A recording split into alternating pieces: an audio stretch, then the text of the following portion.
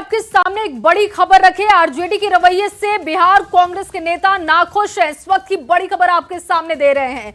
RJD के रवैये से बिहार कांग्रेस नाखुश है, इस बात की जानकारी मिल रही है। राहुल गांधी को हालात की जानकारी दी। राहुल गांधी को बताया गया कि किस तरीके की स्थिति बिहार में बनी हुई है। बिहार कांग्रेस नेताओं का नाराजगी की जो खबर है वो लगातार बढ़ती जा रही है। और इसी बीच देखिए खबर है कि आरजेडी के रवैये से बिहार कांग्रेस नाखुश है। कहा जा रहा है कि जो बिहार में आरजेडी का रुख है, जो उनकी तरफ से बातें कही जा रही हैं, जिस तरीके की स्थिति बना दी गई है, उसको लेकर कांग्रेस के नेताओं में काफी नाराजगी है। और इस बात की जानकारी राहुल गांधी को दी गई। कांग्रेस नेताओं ने राहुल गांधी को हालात की जानकारी दी। आरजेडी के मामले में बिहार के कांग्रेस नेताओं का दिया साथ। और ये पहला मौका है कि जब कांग्रेस हाईकमान बिहार के मामले में दिल्ली से हस्तक्षेप करने और प्रदेश कांग्रेस के नेताओं पर दबाव बनाने को राजी नहीं। कांग्रेस के एक बड़े नेता ने न्यूज 18 को यह जानकारी दी। महागठबंधन में गठबंधन डावाडोल स्थिति में है, इस बात की जानकारी मिल रही है। और देखिए कांग्रेस की तरफ से नाराजगी की खबरें लगातार सामने आई। बिहार में कांग्रेस के कद्दावर नेताओं की तरफ से प्रेस कॉन्फ्रेंस करते हुए टिकट बेचने के आरोप पार्टी पर लगाए गए। लेकिन अब एक जानकारी मिल रही है, ये कांग्रेस के नेताओं से ही जानकारी मिली है। न्यूज 18 को इन्होंने सूचना दी कि महागठबंधन में स्थिति ठीक नहीं है, गठबंधन की स्थिति डावाडोल स्थिति में है।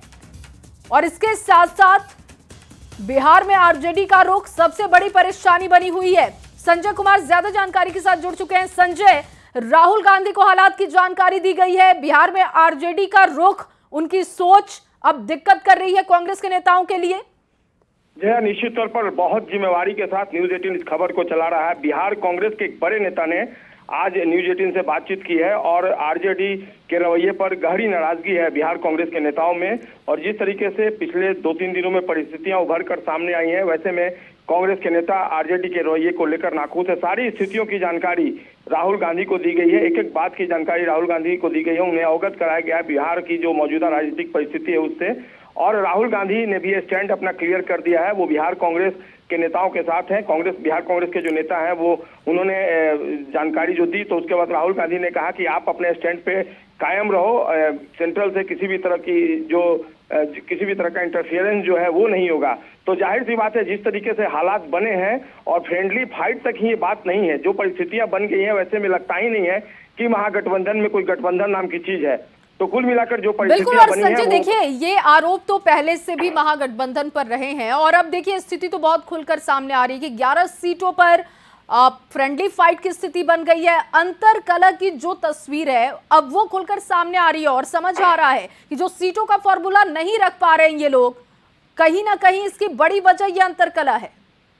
देखिए, बिल्कुल एनडीए से बिल्कुल ये दूसरी परिस्थितियां बनी हैं। एनडीए में कोई फ्रेंडली फाइट की स्थिति नहीं थी। हाँ, एक प्रेस कॉन्फ्रेंस उनका नहीं हुआ ज्वाइंटली, लेकिन महागठबंधन में जो स्थिति उभर कर सामने आई है, फ्रेंडली फाइट है, जो मिस कम्युनिकेशन है वो साफ तौर पे दिख रहा है। जो नेता है उनका डायलॉग नहीं हो रहा आपस में महागठबंधन के नेताओं के बीच में। खुद कांग्रेस के नेता मान रहे हैं कि जो एक डायलॉग चल रहा था गठबंधन के नेताओं के आपस में, वो भी डायलॉग कहीं ना कहीं बंद हो गया है। एक अजीबोगरीब स्थिति कायम हो गई है। और इसमें कुल मिलाकर जो कांग्रेस के नेता हैं आरजेडी के रवैये से बेहद नाखुश हैं। और सारी परिस्थितियों की जानकारी पार्टी हाईकमान को दे दी गई है। फिलहाल सबसे बड़ी खबर यह कि अब तक के मामलों में सेंट्रल की जो कमेटी होती थी, आलाकमान का इंटरफेरेंस होता था, लेकिन यह पहली दफा है जब कांग्रेस आलाकमान ने भी इस मामले में इंटरफेरेंस से मनाही कर दी है। और कुल मिलाकर सारी चीजें बिहार कांग्रेस के नेताओं को दी गई है कि आप सिचुएशन को टैकल करें, अगर नहीं होता तो आप अपने स्टैंड पर कायम रहें। देखना होगा। और अगर यही स्थिति संजय रही तो आने वाले समय में फिर खामियाजा भी भुगतना पड़ेगा। जीत के दावे चाहे कितने भी कर ले, लेकिन अगर परिस्थितियां जनता को दिख रही हैं तो जनता इसका आकलन जरूर करेगी। बहुत शुक्रिया संजय तमाम जानकारी के लिए। चलिए आगे बढ़ेंगे। कांग्रेस के प्रदेश अध्यक्ष राजेश राम की सीट पर आरजेडी अपने प्रत्याशी को उतारने की तैयारी में है। तो उधर राजेश राम ने भी सोशल साइट एक्स पर इनकलाब का ऐलान कर दिया। राजेश राम ने साफ किया कि दलित दबेगा नहीं, झुकेगा नहीं और अब इनकलाब होगा। मतलब साफ है कि राजेश राम अपनी सीट नहीं बदलने वाले। और ऐसे में क्या आरजेडी झुकेगी? क्या आरजेडी कुटुंबा सीट से दावेदारी ठोक कर कांग्रेस पर दबाव बना रही है? क्या है कुटुंबा सीट पर कांग्रेस आरजेडी की रणनीति? समझते हैं इस रिपोर्ट में। मुर्दाबाद मुर्दाबाद मुर्दाबाद हाथ में आरजेडी का झंडा और जुबां पर विरोध के बोल।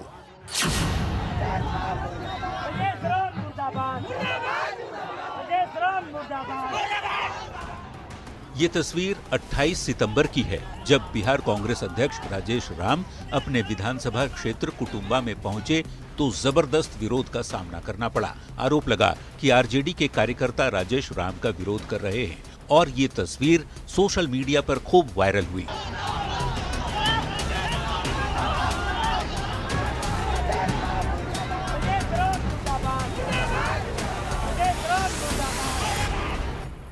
अब उसी सोशल मीडिया पर राजेश राम ने हुंकार भरते हुए किसी भी हाल में कुटुंबा नहीं छोड़ने की मंशा साफ कर दी है। शनिवार को राजेश राम ने ऐलान किया, दलित दबेगा नहीं और झुकेगा नहीं, अब इंकलाब होगा। जय बापू, जय भीम, जय संविधान, जय कांग्रेस। राजेश राम ने सोशल मीडिया प्लेटफॉर्म एक्स पर यह पोस्ट ऐसे समय में किया जब सहयोगी आरजेडी उनकी सीट कुटुंबा पर अपने उम्मीदवार उतारने की फिराक में है। बिहार चुनाव को लेकर सीट बंटवारे पर कांग्रेस के रवैये से नाराज आरजेडी कुटुंबा सीट पर पूर्व मंत्री और आरजेडी नेता डॉक्टर सुरेश पासवान को उतारने की तैयारी में है। आरजेडी के रुख को देखते हुए राजेश राम ने एक और पोस्ट किया और लिखा, मेरा कुटुंबा मेरे साथ है, कुटुंबा भी जीतेंगे और बिहार भी जीतेंगे।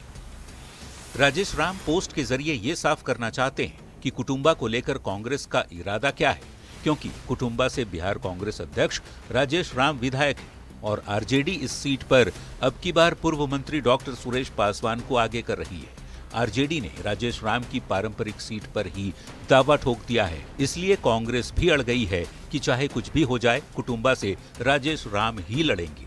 राजेश राम ने कुटुंबा से नामांकन का ऐलान भी कर दिया है। सोशल मीडिया पर एक और पोस्ट में उन्होंने लिखा, नामांकन और जन आशीर्वाद यात्रा निकालेंगे 20 अक्टूबर को सुबह 9 बजे।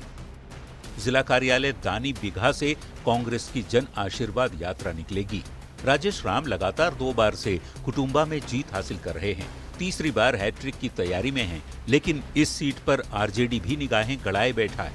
ऐसे में देखना होगा आपसी मनमुटाव के बाद बात बन पाती है या कांग्रेस के राजेश राम और आरजेडी के सुरेश पासवान के बीच कुटुंबा में फ्रेंडली फाइट देखने को मिलेगी, जैसी कि दूसरी सीटों पर भी दिख रही है। औरंगाबाद संवाददाता संजय सिन्हा के साथ ब्यूरो रिपोर्ट, न्यूज़ 18। और वहीं टिकट बंटने के साथ ही कांग्रेस की अंदरूनी कलह भी सतह पर आ चुकी है। बिहार कांग्रेस प्रभारी पर बड़ा आरोप लगा है। वहीं प्रवक्ता आनंद माधव ने कांग्रेस के सभी पदों से इस्तीफा दे दिया है।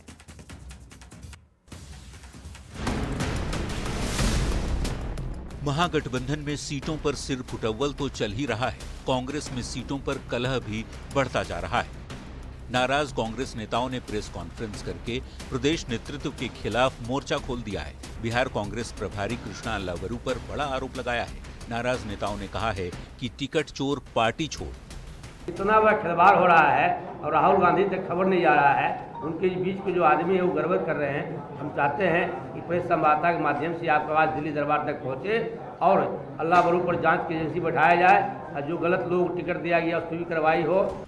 टिकट बंटवारे से नाराज कांग्रेस रिसर्च कमेटी के चेयरमैन और पार्टी प्रवक्ता के पद पर रहे आनंद माधव ने भी सभी पदों से इस्तीफा दे दिया है। यह एक व्यक्ति की बात नहीं है, न सिर्फ छत्रपति यादव की बात है, बल्कि ये पूरे यादव समुदाय के लिए ये बात है कि एक यादव इकलौता जो कांग्रेस में था, आपने उसको टिकट से वंचित कर दिया। उसका आधार क्या है? यह एक बहुत बड़ी बात है। विवाद की शुरुआत तब हुई जब कांग्रेस सांसद तारिक अनवर ने बरबीघा से गजानंद शाही उर्फ मुन्ना शाही को टिकट न देने पर नाराजगी जाहिर की। तारिक अनवर ने लिखा था 113 वोट से हारने वाले का टिकट काट दिया गया है, जबकि 30,000 से हारने वाले को दोबारा टिकट दिया गया है। सवाल है कि ऐन चुनाव से ठीक पहले की ये कलह कांग्रेस का कितना नुकसान करेगी। न्यूज़ 18 के लिए पटना से संजय कुमार के साथ ब्यूरो रिपोर्ट। और वहीं महागठबंधन में चल रहे घमासान पर डिप्टी सीएम सम्राट चौधरी ने तंज कसा। उन्होंने कहा कि महागठबंधन में सिर्फ फुटबॉल जारी है, एक दूसरे के खिलाफ उम्मीदवार उतारे जा रहे हैं, जहां पर एनडीए पूरी तरीके से एकजुट है। और ये बड़ा बयान महागठबंधन को लेकर दिया गया है और कहा गया कि सिर्फ फुटबॉल जारी है। लगातार देखा जाए तो एक दूसरे के खिलाफ उम्मीदवार उतारे जा रहे हैं और एनडीए की बात हो तो एनडीए पूरी तरीके से एकजुट है। सुनवाते हैं आपको। गठबंधन में सिर्फ उटौवल हो रहा, एक के कैंडिडेट के खिलाफ दूसरा कैंडिडेट लड़ रहा, इसलिए बंटवारा तो हुआ ही नहीं है। हम लोगों का 243 उम्मीदवार पूरे बिहार में सभी जगह लोग नॉमिनेशन कर रहे हैं, एक गठबंधन के तहत चुनाव लड़ रहे हैं। और वहीं केंद्रीय कपड़ा मंत्री गिरिराज सिंह एक बार फिर से महागठबंधन पर जमकर बरसे हैं। उन्होंने कहा कि महागठबंधन के पास ना तो कोई नेता है ना ही कोई नेतृत्व। साथ ही ये भी कहा कि तेजस्वी यादव पर कोई भरोसा नहीं कर रहा। बिहार में एनडीए की जीत का दावा किया। 2010 में जदयू और बीजेपी ने मिलकर के एक रिकॉर्ड बनाया था 206 सीटें का। इस बार हम उससे भी अधिक जाएंगे, क्योंकि हमारे पास नेता है, नेतृत्व है, कार्यक्रम है, नियत है, लेकिन महागठबंधन नाम की कोई चीज़ नहीं है। तेजस्वी यादव पर कोई भरोसा नहीं, कांग्रेस ने माना नहीं, एक दूसरे को कोई नेता मानने को तैयार नहीं, तो बिना न नेता है न नेतृत्व है। महागठबंधन की स्थिति आज यही है, दिल के टुकड़े हजार हुए, कोई यहाँ गिरे कोई वहाँ गिरे।